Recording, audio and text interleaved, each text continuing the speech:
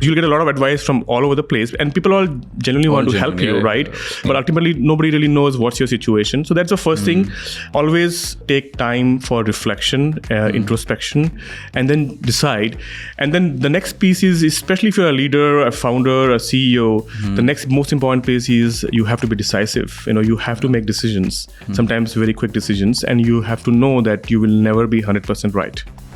In fact, in my last startup, I remember we almost had something like negative attrition, where people who had left came back, right? Which is very rare in Silicon Valley because they really love the company culture. And I'm very proud of that. And it was not easy to create because I had to live and breathe that every day along with my entire leadership team. But it's totally worth it. And I think it's almost a must is what I would say, because once you have a foundation like that, where you have values, where you have culture, and you have a team who believes in that, it becomes a very powerful mission, which is much beyond just being a company.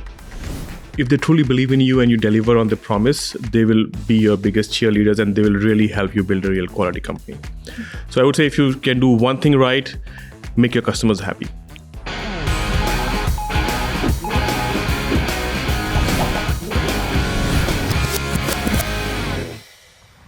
Welcome to the Be Fearless podcast. Today we have a very special guest, Rahul Kashyap, who's been a great friend and advisor to me personally.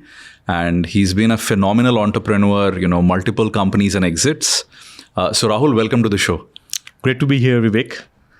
So Rahul, just to kick things off, you've kind of like been there, done that pretty much, every entrepreneur's kind of dream journey. So going all the way back, could you start off with like, how do you get started with tech, then cybersecurity, the founding of your companies and where you are? And you can take us through a very scenic journey. This does not need to be brief. Okay, sure. Yeah, it's been a fun ride. I never thought if I look back 25 years ago, I've been very fortunate to work with some great people, build some great companies and products, and make a small, tiny impact in society, hopefully. But yeah, I think security was something which didn't happen to me by chance. I chose it. Okay. In fact, I was like almost 30 years ago when I got into, before I got into the industry, I was adamant that I wanted to be in cybersecurity. This is during my undergrad school days. And in those days, there was no cybersecurity industry like the way we see it. It was mostly IT, and there was a little bit of cyber guys here and there because the malware was not as dangerous as what it is today. There was no nation state attackers those days. So people thought I was making a big mistake. I was like, everybody told me that go and take a job, get into a services company. And but for me, it was hacking was cool, fascinating. So my passions was reverse engineering code, writing exploitation, kernel mode exploitation, and that was a very, very niche area, even in security at that time. And there was almost no jobs there at that time. So during my grad school days, in the second year, I made a decision that I am not going to sit for campus interviews. I will go and find a job where I want to be instead of doing what everybody else does. And everybody told me it was a very bad idea. You're taking a big risk. But I'm like, let's give it a shot. And then what I did was I used to be in a college called Vellore Institute of Technology in Vellore, which was around 4 hours from Bangalore, which was the IT capital of India. Really a lot of startups coming in those days. And from there, I used to sit in the train and ride that 4-hour train journey and go to Bangalore and interview with a lot of companies there saying that, hey, give me a job. I want to do internship. And I got kicked out pretty much everywhere. I had like 99% failure rate at that time. You can imagine. Probably close to 100%. But after nearly 18 months of trying, finally I found one company which was a product company building the first intrusion detection system in India. It was the only company of that. Wow. So there it was like a perfect fit. What was the name again? Nsecure. Nsecure, okay. It was one of the first IDS companies in India at that time. So I pursued them passionately, and I am like, this is where I want to be, right? And finally, I got an internship there. And they were kind enough to acknowledge my passion, and they said, okay. And then I used to, write exploit code in the night, write, product code in the daytime. I used to work like 18, 19 hours. It was like a dream job. But it didn't come easy. I had to work for many, like literally years to get in the space. So I literally choose the space. And I still feel, sometimes when I look back, I still feel like I'm that kid. There's so much to learn in cyber. I still feel that there's so much I don't know. But yeah, to answer your question, this really happened by choice and a lot of determination, a lot of hard work behind the scenes. Yeah. Fantastic. And from there on, like, you had your very first job, intrusion detection back in those days. I mean, as you said, there were so few companies working in all of these things, right? And much of it, was it like more network intrusion detection system? I'm kind of guessing. It was network host. We had emails. So we had like the first UTM architecture. It was way ahead of its times. Web application filter, and email filter, host IDS, network IDS. So the entire suite. Wow. This was the year 2001. Wow. Okay. Right. So long, 23 years ago. Yeah. Who were the founders of the company? I don't know if you still remember. Yeah, I'm still in touch with everybody. Oh, wow. Vipul, in fact, I'm going and meeting them in a few months when I go back to India. Vipul Sheth, Suresh Punaswamy, and Krishna Raja. They were the founders of the company. And I have very, very fond memories. I was straight out of college. Right. And being with such fantastic people. And then we, you build a level of trust and admiration for each other. Yeah. I'm in touch with literally everybody nice. in that startup still. Nice. And from there, like, tell us about your journey, coming to the US. How did all of that happen? And, the founding of the companies you did. Yeah, that's another journey which I didn't anticipate. So basically what happened was after that, I went to McAfee. McAfee acquired a company called Arista Networks, which was the first IDS, IPS company which McAfee acquired, and they wanted to open an India office.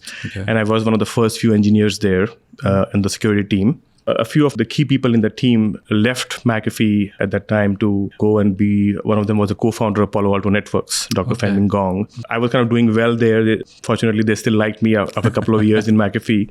So they asked me then to come over and take a leadership role in US. That's how I moved to Santa Clara. Pretty much not very far from here was our headquarters. So I moved from India I kind of relocated there. I helped to build the China McAfee labs as well. I lived there for a couple of months. Nice. Built the team there. I'm still in touch with all of my friends there. A lot of fun memories in Beijing. Yeah, and then from there I kind of grew pretty fast in the team, and I think I took on multiple responsibilities. And then, like most immigrants, I got my green card, and the itch for startup was back, and then I went down the startup route basically. Okay, fantastic. And can you tell us a little bit about, like, founding of the startups and what happened? I mean, yeah. So the first startup was Bromium, which was again a browser and an isolation company. That's why I can relate to SquareX very closely. It was in 2011, 13 years ago. So it was a very cool. I think it's still probably one of the coolest projects I have done on the host side, which is. How do you isolate a task, granular task? Every tab has a VM of its own, a lightweight micro VM, which is done copy on write. So it's very lightweight. And it was a very ambitious project. And we had probably some of the best engineers possible in the industry at that time. Very, very cool tech. So I got pulled in. They were all virtualization experts, and they wanted somebody in security. And somehow I met the CEO and founder of the company, Gaurav. I'm still in touch with him. In fact, he was texting me yesterday. He's doing a company called Balbix now. And we hit off, and then they invited me to be the cybersecurity person to build the whole function there. And then I took on more responsibilities as the company grew, basically. So, and it was a very bold technology at that time because nobody wanted to touch the endpoint at that time. This is before EDR. This was like almost one of the first few startups on the endpoint space after the whole antivirus genre was kind of established for many, many, many years. One of the first few disruptive technologies in that space. Okay. And from there, like, what happened? Yeah, from there, I think I just get pulled into things, and and then if it makes sense for me, I just do it. I feel I don't do analysis paralysis. If things click, just like how we met, and it clicks, you go with it, and you build something and have fun with it. Then There I kind of got invited to by a VC firm to incubate a company called E8 Security, which is a UEBA player. Okay. One of the first UEBA companies. I kind of came in as a co-founder and built that company out, hired the CTO, CEO, and kind of helped to launch the company, get on the first few customers. That was later acquired by VMware as well. Then after that, I got pulled into Cylance. The co-founder, Ryan Perma, is an old friend of mine. We go way back in the exploitation world. I'll tell you, I mean, sorry to interrupt. I was talking to Ryan just yesterday about something. And I mentioned to him, and the moment I said Rahul, he was like, oh yes, one of the most amazing dudes that I've worked with. And so he has like amazing, and that's something I'll come to, is like, how do you manage to build such great relationships, which you seem to persist? But I'll come to that topic in a bit. But yeah, yes. Ryan is an amazing guy. First of all, one of my most favorite people in the security industry. One of the most authentic, genuine guys. Speaks his heart and codes like a maniac. And I love him to death. Right, and one of those old buddies you always meet and hang out at Black Hat. Right. No, I'm just fortunate to be. The security community is amazing. Amazing, very smart people, and who genuinely want to make an impact. And if you're just surrounded by that, it's not very hard for me to make good friends and have such long-lasting relationships. Yeah. No, fantastic. Yeah, but sorry to have interrupted. Yeah, no worries. Carry on, So, and then I think from there, Cylance, as you know, was acquired by BlackBerry. That was another fun ride. It was a scale out. We were really growing really fast. Again, one of the first AI-based endpoint technologies. And then after that, I left to Awake. I got pulled in for a CEO gig. I've always thought myself as a technologist, and CEO was something I've never thought of. But a lot of people around me had told you should try out. And then this opportunity came with probably some of the best investors in the Valley. And the team whom I knew as well, who I know who have a lot of credibility and I have a lot of respect for. So I ended up signing up for Awake. Yeah. And then, as you know, Awake got acquired by Arista, and now I am at Arista being the CISO and running security here. Right. Oh, amazing. So, in all of this entire journey, what is your advice around, cybersecurity product startup, building, like, I know playbook is always a very strong word because there's nothing that repeatable, or maybe there is, I don't know. But what is your perspective on it, and how do you think about it? It depends on which stage the company is, right? First of all. And I think, first of all, I feel my personal view is that advice is overrated. I really feel because only every situation is so unique, correct, right? But you can always cherry pick ideas and see what's relevant for you and your company and your situation.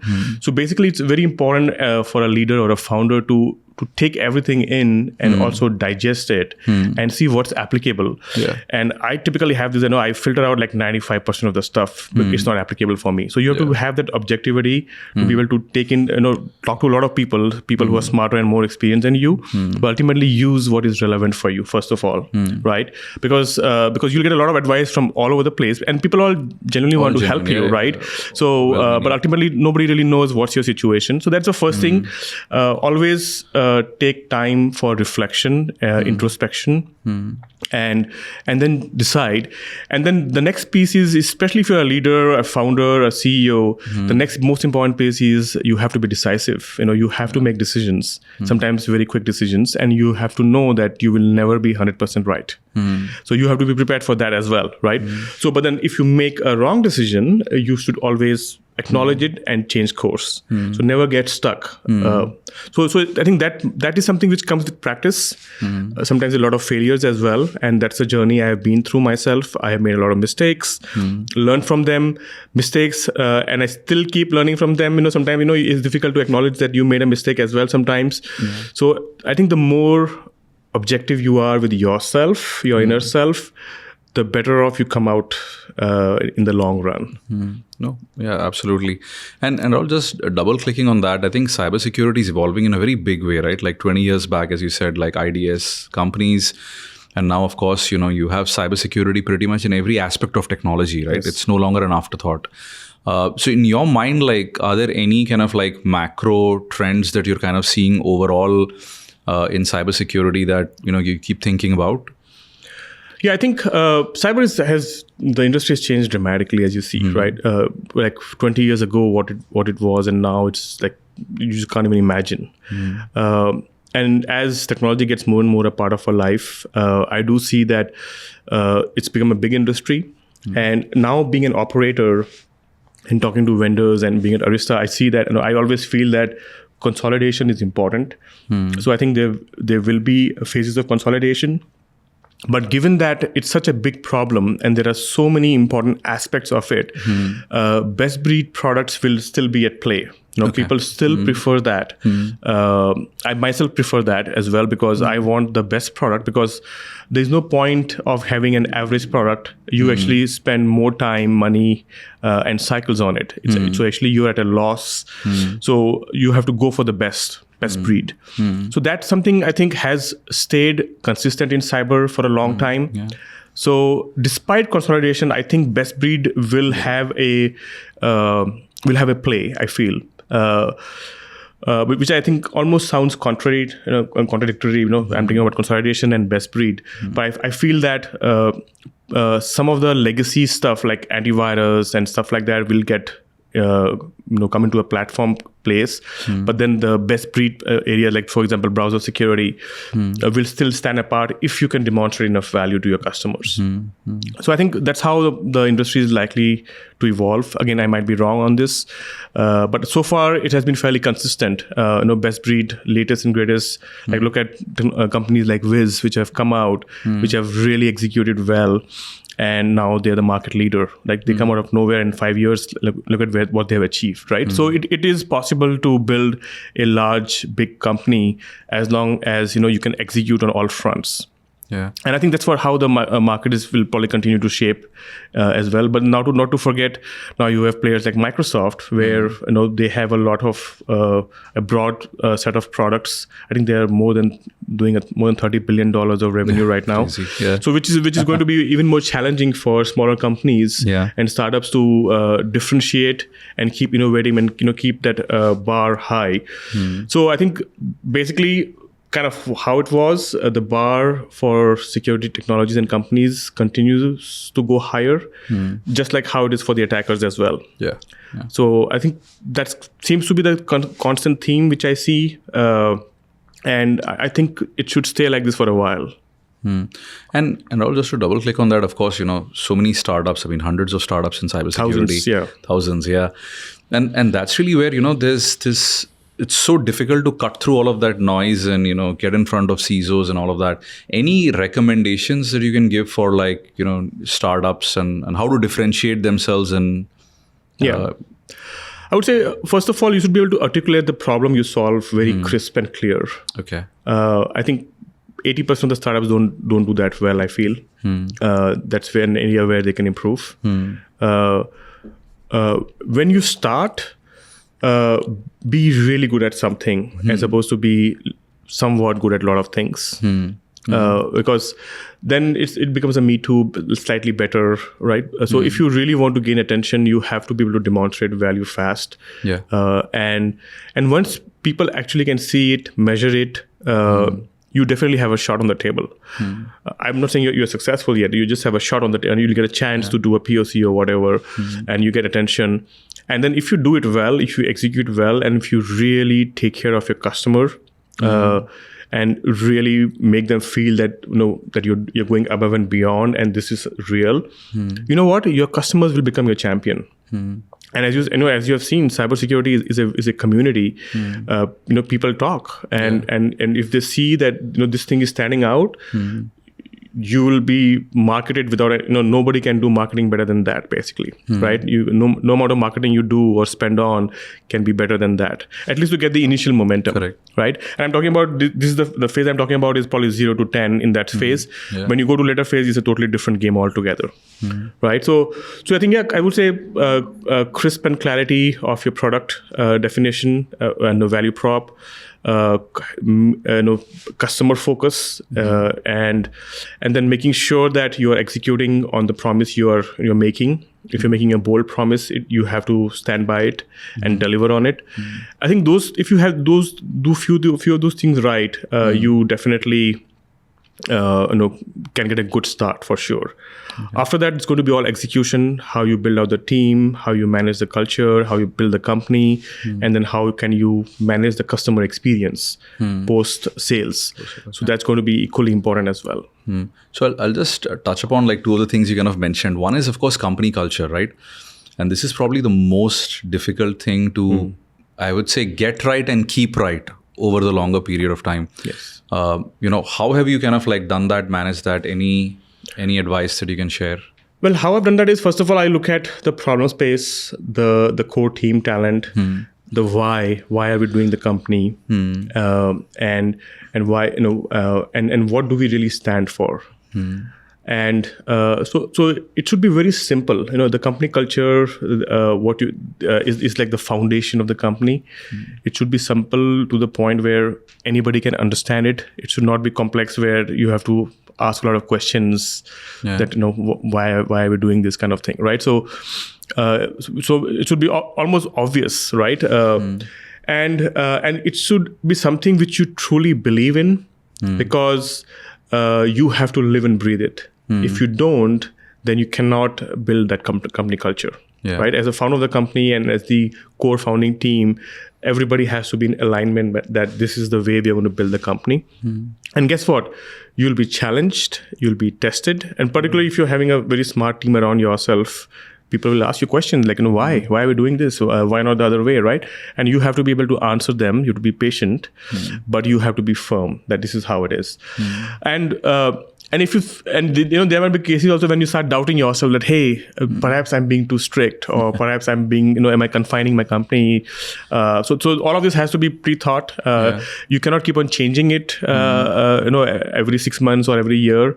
But as the company evolves, you have to be able to, if you're making changes to like certain things you were doing earlier, you should be able to explain it to people why you are doing it.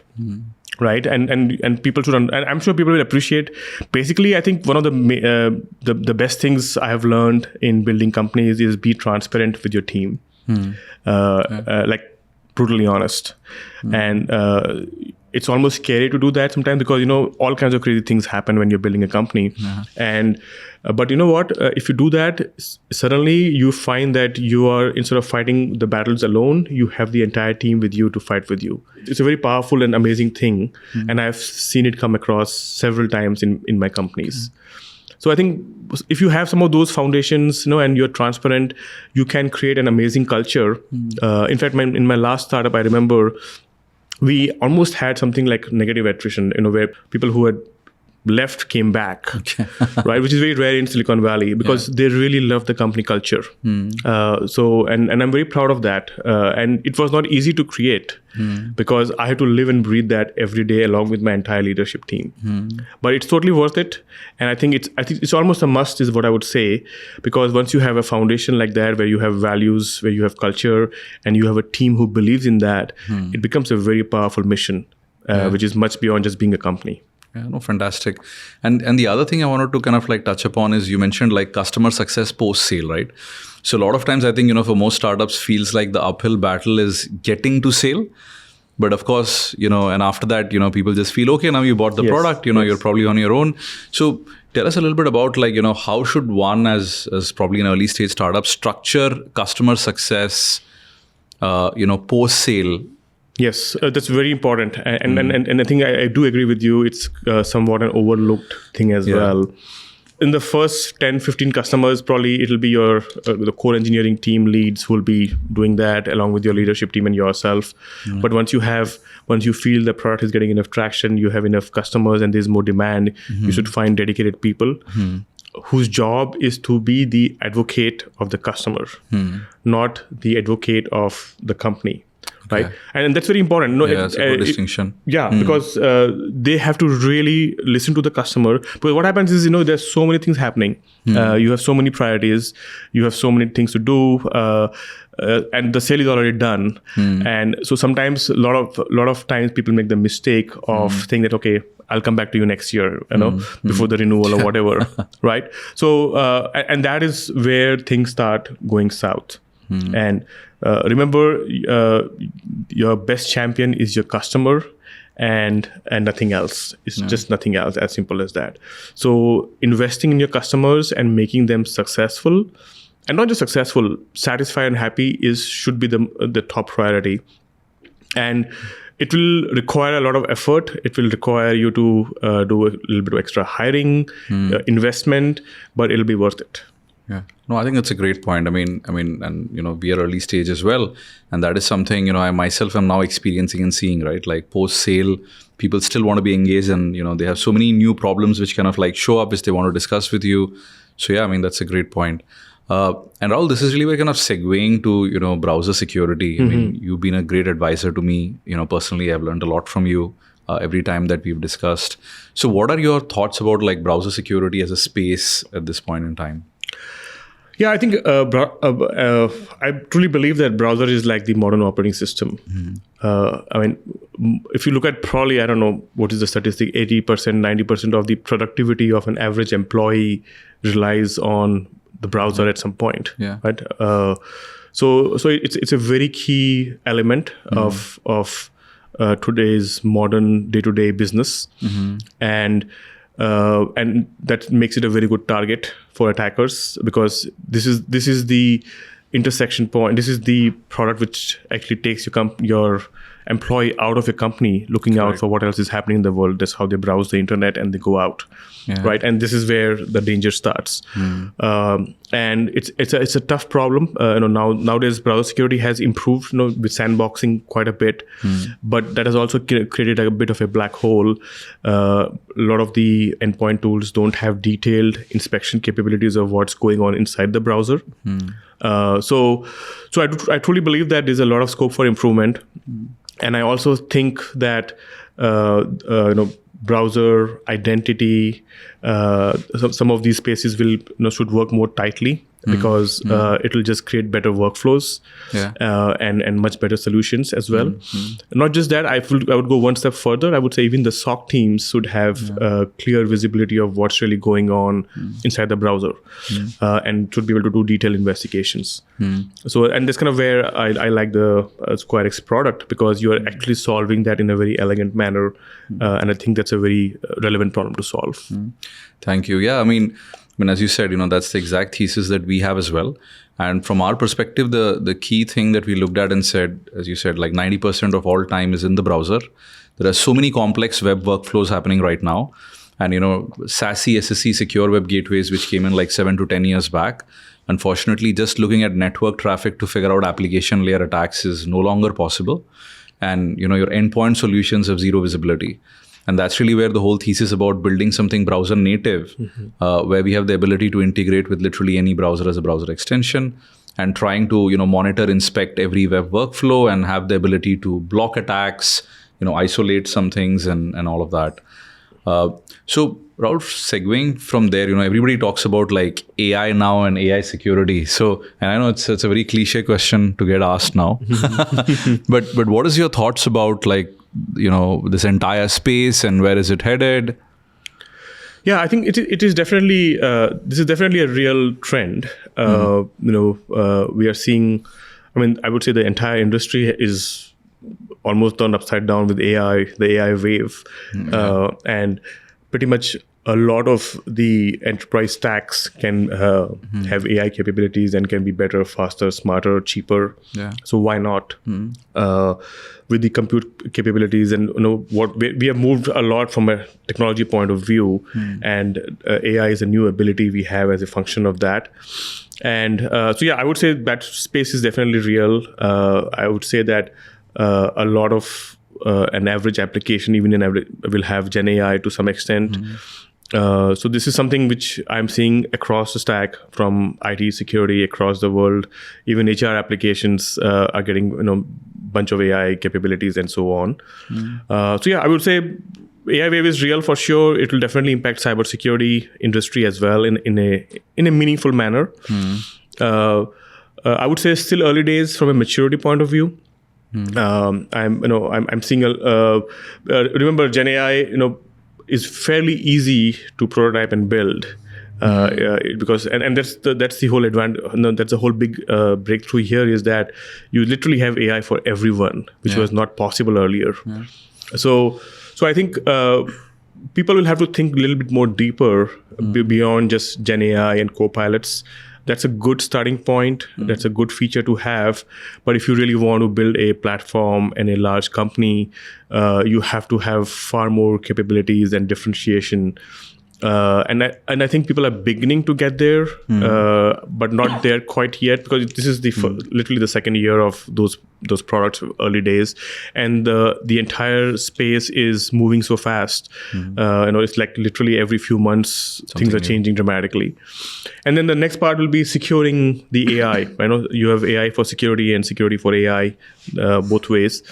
So securing your data sets will be another new problem, because you're building all of these models. You don't want hallucinations.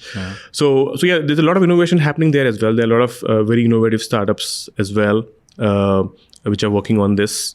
I certainly I'm very bullish on this space. I feel a lot more innovation is going to happen, and I think ultimately a lot more I would say improvements in workflows will happen as a result of this. And from pure companies perspective, CISOs, I'm sure you speak to so many of them. How are people taking all of this? And I know all companies are worried about their data ending up in models and things like that. And so what is the perception about all of that? Yeah, it's a mix. People are still figuring it out. Nobody has a solution yet.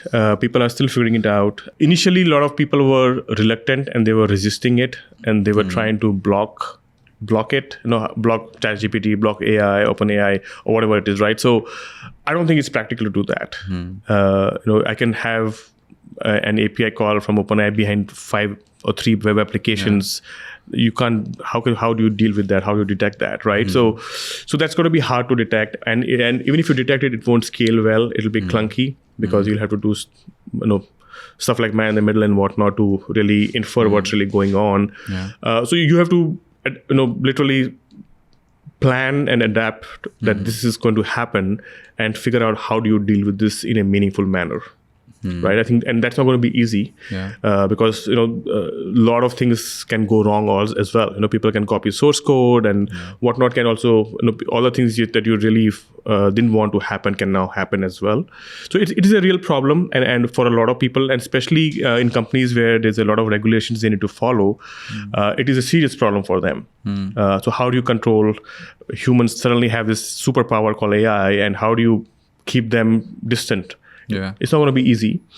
A lot of solutions are coming out, a lot of policies are coming out, frameworks, standards are coming out. I'm sure all of this will mature in the next few years. But I would say it's still early days from what I see, at least from a maturity point of view. But I'm seeing a lot of very cool, innovative ideas and solutions already in the market. Okay. And of course, you and I have love for offensive side of security as well. And that's really where I guess a lot of attackers are also starting to use these AI models, code models, to go about generating, malicious code faster, exploit code faster.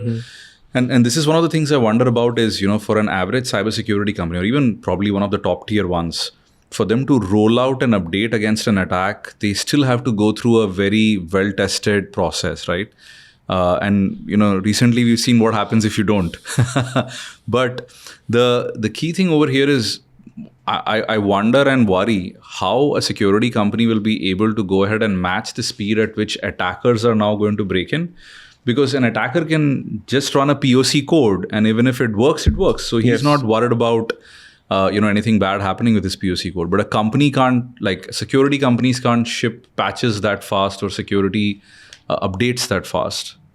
Yes, I fundamentally believe that as defenders, the odds are going to be always against us.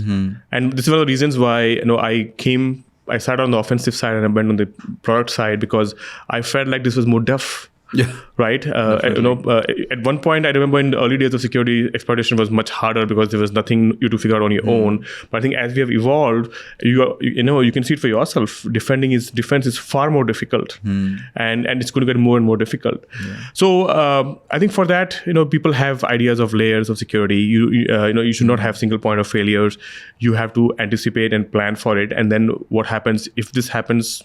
How do you deal with it? So you should have thinking patterns and processes laid out, that assuming this an attack happens and they can move faster than you, how do you deal with that?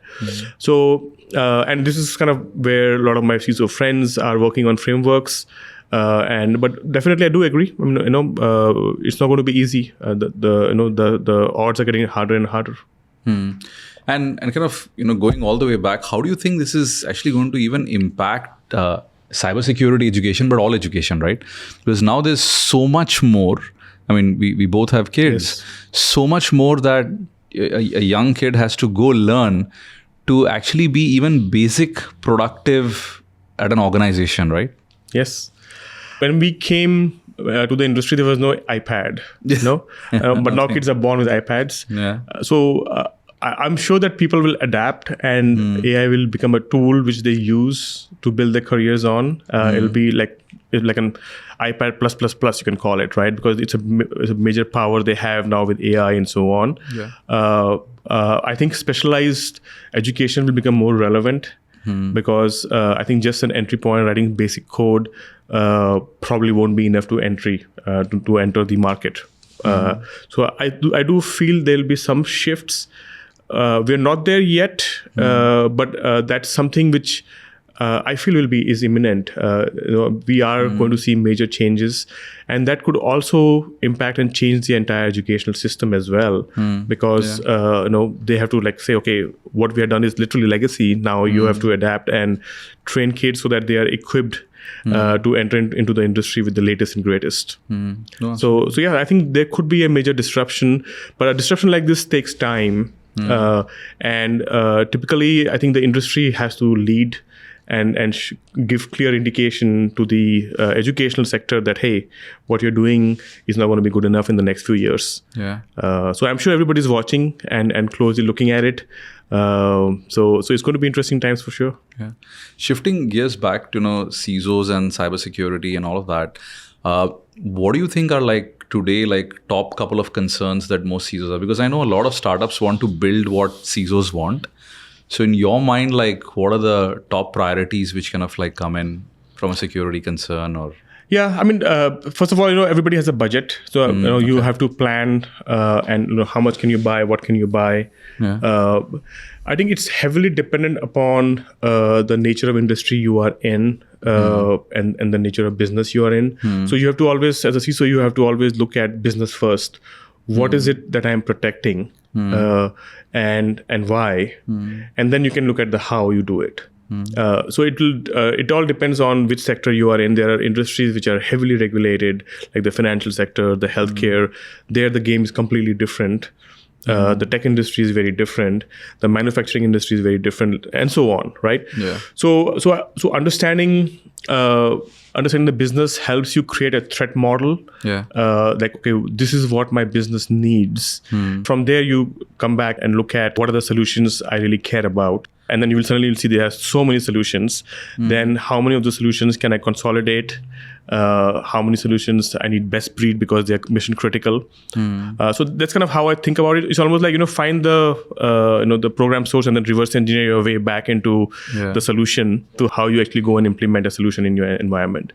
So yeah, it is not easy. And there's always pressure from the board, from the industry, from your customers to make sure that cybersecurity is a top priority, and you should be able to demonstrate it as well nowadays. Okay. In fact, in US, the SEC has made very stringent rules for public companies. So you have to make sure that you are at the top of your game. Okay. And coming to another interesting question, I think there's so many budding founders and entrepreneurs who want to build things in cybersecurity, right? Could you share maybe, I don't know, one or two interesting ideas that if some founder walked up to you and said, hey, Rahul, what do you think I should kind of build on? These could be one or two interesting things based upon what you're seeing right now. Barring browser security, of course. Yeah, browser security is already taken, right? I think there's a lot of scope for improvement across the board. Look at vulnerability management systems. Okay, we are still doing the same scanning and then prioritization and then patching. A lot of manual steps there. I feel that industry has not changed dramatically. It has been minor somewhat minor incremental changes, improvements overall.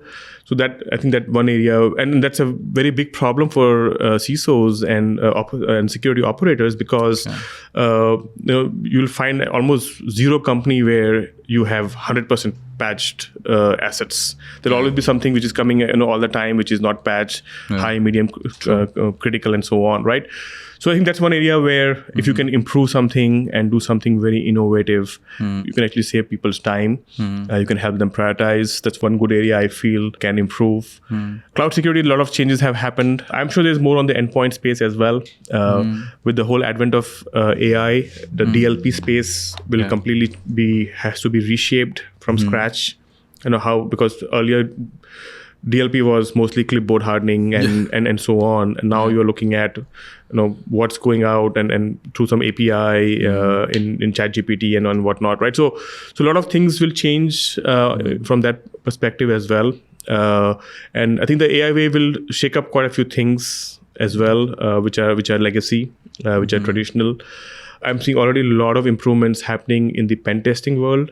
Like, you can do a lot of exploit coding completely using AI capabilities. You can literally build your own Metasploit, AI-powered Metasploit in some sense. With all evasions, everything built in. It can choose. And so there's a lot of stuff happening across the board, both from offense and defense. And I think a lot more to come as well. But in terms of problems, I would say, vulnerability management is something which I feel it's not there yet. There's a lot of scope for improvement. If anybody has any idea, they can reach out to me. Look at DLP space as well. DLP, yeah. I think DLP is a top concern for everybody, is what I've realized Yes. And that's something almost every organization wants to nail down and make sure works. Yes. Particularly if you're in the regulated space, you actually have to comply with the regulations. And it becomes pretty challenging if you don't have a good solution there. And many of the DLP solutions actually are problem for implementation because they actually come in the way of the user. And users don't like it.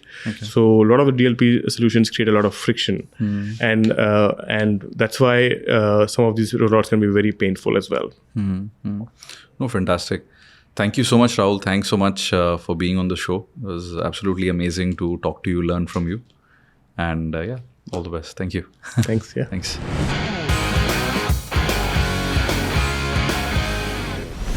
Hi, Rahul. Such a pleasure to meet you here again. One of the important questions that a lot of entrepreneurs out there are asking themselves is, if I could do just one thing to move the needle and make my cybersecurity company grow, what would that be? Just one thing? Oh my God. Okay. That's a tough one. Yeah, I would say focus on your customers. Make your customers win, and they will make you win. Only when you have a happy customer, you will get to a point where you will see that you will get validation, first of all, of your idea. If your customer is not happy, obviously things are not working well. But if you have customers who are buying from you and are happy and they want more, that will give you validation, first of all, that what you're building is what the industry needs and the demand for it. It helps on multiple fronts to kind of set the stage to build something of quality and value. If you have happy, successful customers, and ultimately they will become your biggest cheerleaders. Especially customers who are the early customers, and I've worked with so many of them. If they truly believe in you and you deliver on the promise, they will be your biggest cheerleaders, and they will really help you build a real quality company. So I would say if you can do one thing right, make your customers happy. Awesome. To what extent do you think the timing is important? Because I feel like there are a lot of promising technologies out there. How important it is to get the timing right when you just release the technology and, as you said, to connect with your customer and make your customer your cheerleader? Every customer is equally important, basically. If you have a customer who's a paying customer or doing a POC with you, that should be the only focus of the team, no matter what size. Because the first few validations, when you're going from 0 to 1, for example, that in that phase, the feedback they'll give you and the validation they give you, and is going to be very critical to build a product which is relevant for the industry and the market.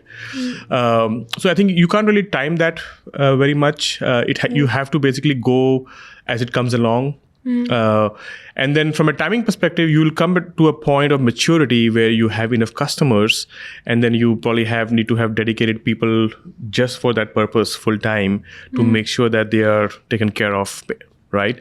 So I hope I answered the question. Yeah, you did. No, I think it's awesome advice for whoever starting a company, because I think at this point of time, there are a lot of technologies out there that give promises, but do they really solve the problem that the customer is worried about? Yes. No, it's very important. If you're making a bold claim, you have to live and breathe it, and you have to demonstrate it. As simple as that. And that speaks volumes. And this is how big companies are created. I feel that one of the most underrated capabilities is consistency.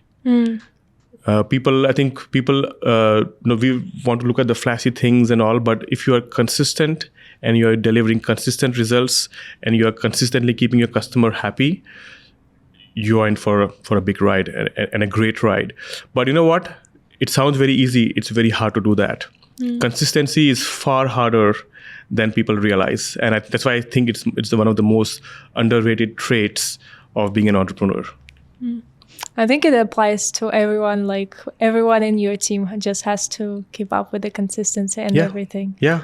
And one of the things that we actually do on our podcast, we ask our previous guest to ask question to the next guest. So something our previous guest asked and that you could answer. The question is, what's the best advice you'd give to someone searching for a job at the moment in cybersecurity, and what are your thoughts? Yeah, the job market is a little bit rocky right now. I understand. My only I don't know if it's advice, but my only my few 2 cents on this would be persistent, be unreasonable, consistently persistent, obviously, right? Be unreasonable, and if you persist and you be unreasonable with yourself, you will find where you want to be. And particularly in a tough market, a lot of doubts come in your mind. Am I good enough? Is this for me? Be positive all the time. Believe in yourself. I know it sounds a cliche, but that's very, very critical. When I have gone down, I've had periods in my life when I have gone through those low times myself, and I just had to keep myself positive. So just stay in that zone where you just are consistently trying out things, and not to forget the market is changing as well. So make sure that you keep on learning new things. And keep on, learning new skills. And guess what? You will find things will move in your direction eventually. So what are some of the qualities that you're looking for in a person when you're hiring someone? Like, what is the first thing that kind of strikes you? I think the first thing is integrity. I should be able to trust the person. They should be able to deliver on what they say. And if they don't know things, if they tell me upfront what they don't know, I actually prefer that than caring about how much you know.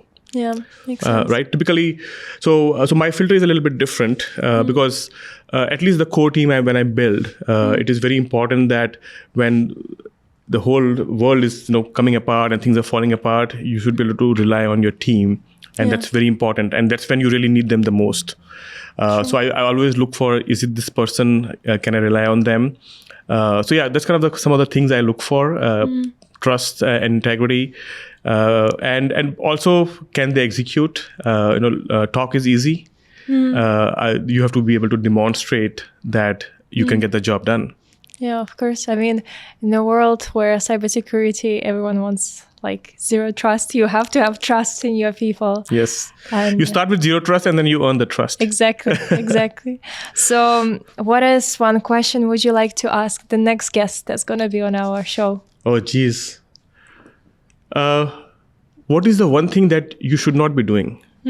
That's a good one.